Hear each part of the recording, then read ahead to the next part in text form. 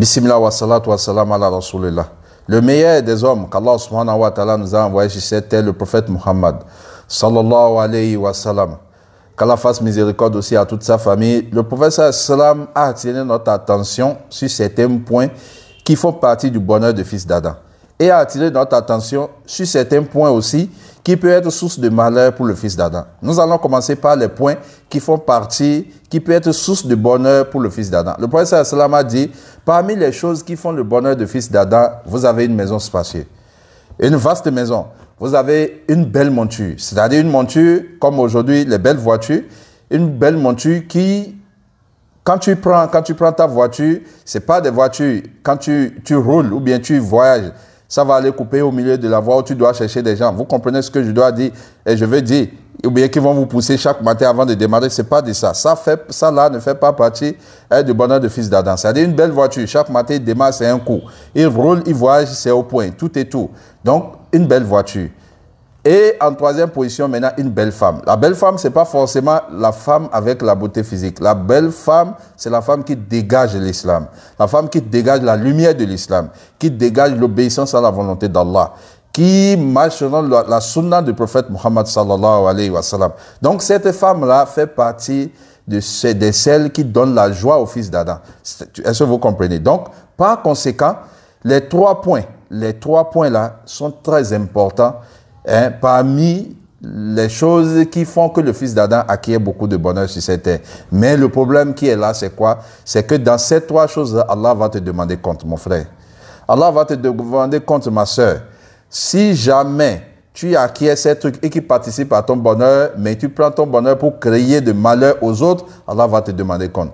Que ta maison, que tu as acquis, que tu as acheté avec beaucoup d'argent, que ça ne devienne pas un carrefour de prostitution, que ça ne devienne pas une maison où on désobéit à la volonté d'Allah, que ça ne devienne pas une maison où on fait du n'importe quoi. Si tu le fais, si tu laisses des choses comme ça passer, Allah va te demander compte de ce grand bienfait. Ta voiture, que ça ne devienne pas une voiture qui passe son temps à aller chercher des jeunes filles, ou bien qui prend pour détruire les jeunes filles, ou bien ne prends pas ta belle voiture pour aller chercher des femmes d'autrui et faire du désordre avec. Non, mon frère, Allah va te demander compte par rapport à cela. Donc, ces trucs-là font partie des choses qui font quoi? Qui participent au bonheur, mais Allah subhanahu wa ta'ala va te demander compte. Ta femme, il faut laisser que ta femme, qui a une beauté, qui est peut-être une belle femme, qu'elle fasse tout possible pour qu'elle ne soit pas une tentation pour les hommes dehors. Fais un effort pour que cette femme-là qui participe à ton bonheur ne devienne pas le malheur de d'autres hommes. Parce que le prophète va parler de 7 types de femmes qui vont venir vers la fin des temps, qui vont en marchant, vont se balancer de gauche et à droite. Le prophète a dit c'est des femmes qui ne vont jamais sentir l'odeur l'odeur du paradis. C'est des femmes à la base n'ont pas l'intention de faire tomber les hommes, mais elles font tomber les hommes à cause de leur habillement. Le prophète a dit elles ne vont pas sentir l'odeur du paradis. Mon frère, fais attention à ta femme. Fais attention à ce que cette source de ce grand bonheur qu'Allah subhanahu wa ta'ala t'a donné ne devienne pas le malheur de beaucoup d'hommes dehors.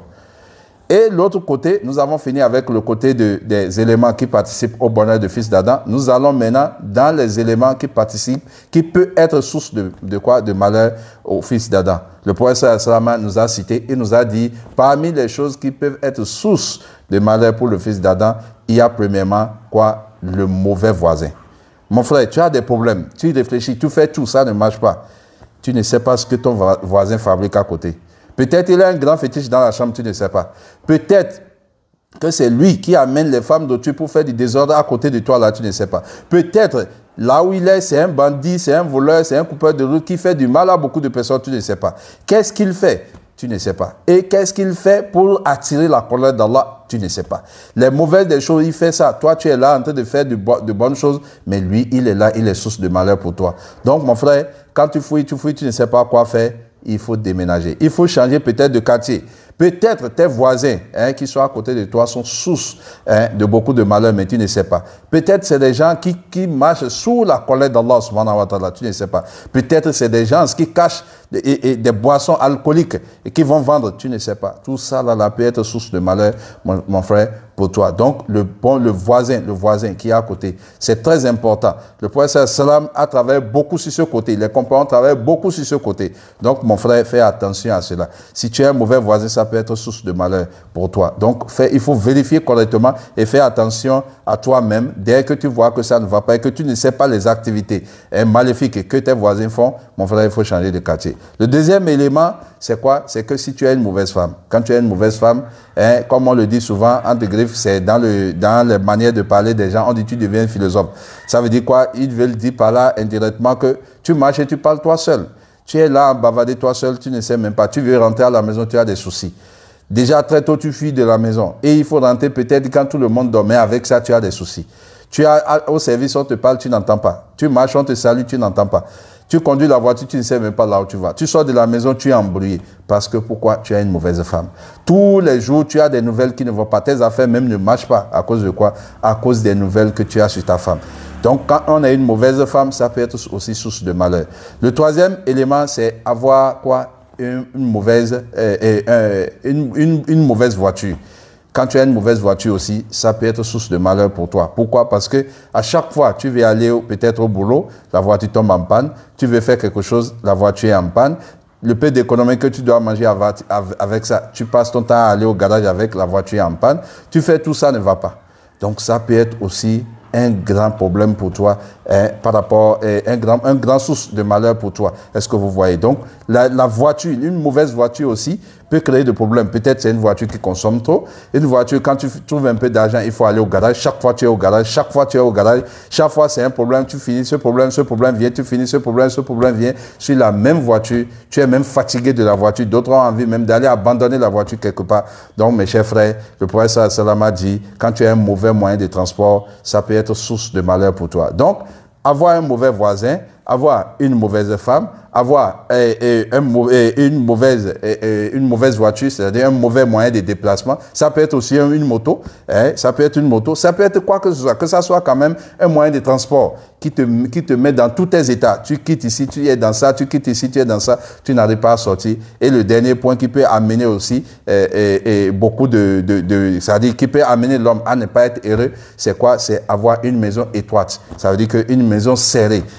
Voilà, tu as les enfants ont grandi, il y a beaucoup d'enfants, tu as déjà des enfants qui ont grandi, tu as ta femme, tu es là, les garçons, tu ne peux même pas leur donner la chambre, les filles n'ont pas leur chambre, toi-même tu ne sais même plus où dormir, tu es fatigué, la maison ça fait chaud, il y a la chaleur dedans, tu n'arrives pas à t'en sortir, la maison est tellement étroite que tu as besoin d'une maison un peu plus grande. Ça te donne beaucoup de soucis. Tu te réveilles, c'est avec des soucis. Tu ne sais même plus quoi faire. Les enfants sont en train de grandir. Tu ne sais pas quoi faire. Ça donne beaucoup de quoi? Beaucoup de maux de tête. Pour des frères qui sont mariés, ils comprennent très bien ce que je veux dire par là. Qu'Allah subhanahu wa ta'ala nous éloigne de tout ce qui est mauvais augure, de tout ce qui est malchance, de tout ce qui est mauvais qui peut nous mettre, qui peut être source de nos malheurs, qu'Allah subhanahu wa ta'ala ne fasse pas que nous rencontrons cela, mais qu'il fasse que nous rencontrons nos sources de bonheur et qu'il nous facilite l'utilisation de ce bonheur encore pour le remercier, afin que nous puissions mener une bonne vie sur cette terre et espérer encore mener une bonne vie, Inch'Allah, dans l'au-delà. Wa akhir dawana alhamdulillahi rabbil alamin.